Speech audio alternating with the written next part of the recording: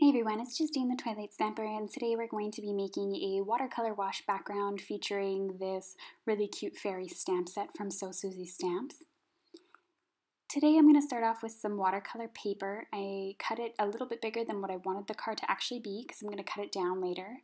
And I fit my sentiment and the fairy on an angle, the fairy on an angle and the sentiment directly underneath it, so I can pick them both up with my Fisker stamp press at the same time and stamp them both at the same time using, I'm using archival black ink. At this point in time, I've done quite a few watercolor cards, and using archival black has never been an issue as far as smudging or it bleeding or anything like that onto the paper. So I just stamp that down and firmly press down. If you're using a textured watercolor paper, it won't stamp as smoothly. I'm using more of a non-textured watercolor paper.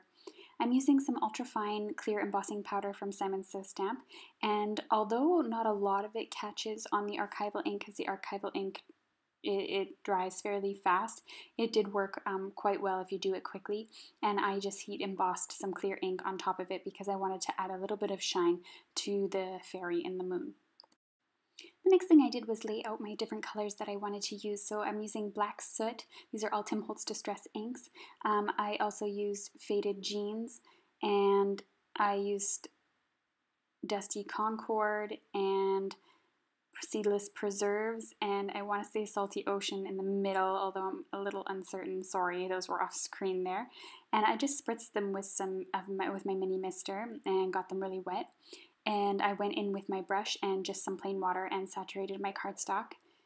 And I'm just using a large water brush here, and these are, I just picked up some new watercolor water brushes because I figured this is becoming a little bit more than just the occasional card, and I've been doing quite a few of them lately, so I wanted to pick up some decent brushes, and I really am quite happy with the brushes that I picked up, and it makes spreading the water really easy, and working with the watercolors a lot easier than using just plain brushes that aren't meant for watercolor, I find. Alright, so you want to make sure the paper is completely saturated and that your paper shouldn't warp too much because it's watercolor and you're also holding it down with some washi tape. I grabbed some water and I went in with the black. I really wanted this to not be very dark, so I added a lot of water to it. And I just went over and I'm just doing a sweeping motion back and forth. This is something that really anybody can do to create a night sky. You don't have to be anything talented or anything like that as far as watercoloring goes. And I just work my way up into the next color so that they blend into each other. And overall, the water does everything pretty much for you. And as long as you pick a palette that matches with each other, you shouldn't have any issues. So I'm just going from lightest to darkest, or darkest to lightest, sorry, all the way down. And I really like the way that this turned out. And then I just went and kind of switched back.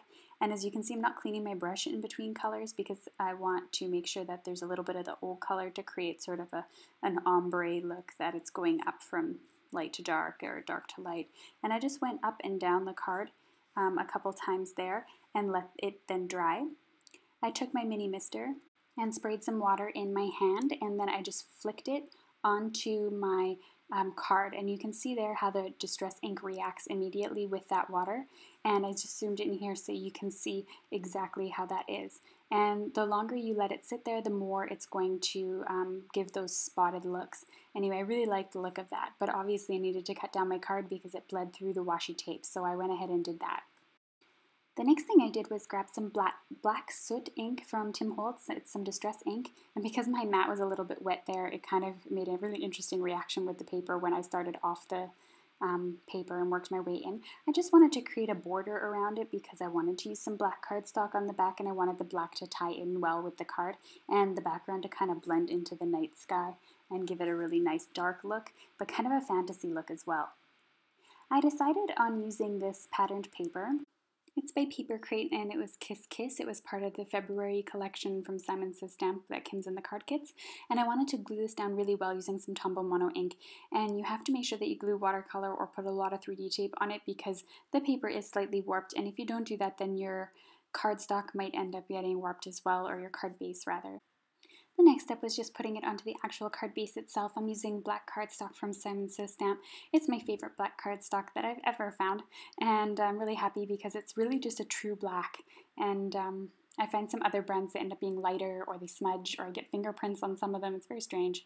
Anyway, I was really lucky that a little bit of the cardstock showed around the card and that I cut that to that length because I think that black really made it pop. So I hope you enjoyed this card tutorial. You're welcome here to subscribe to my channel, and here are some links to 2 other cards that I created in the last little while. Thanks so much for watching.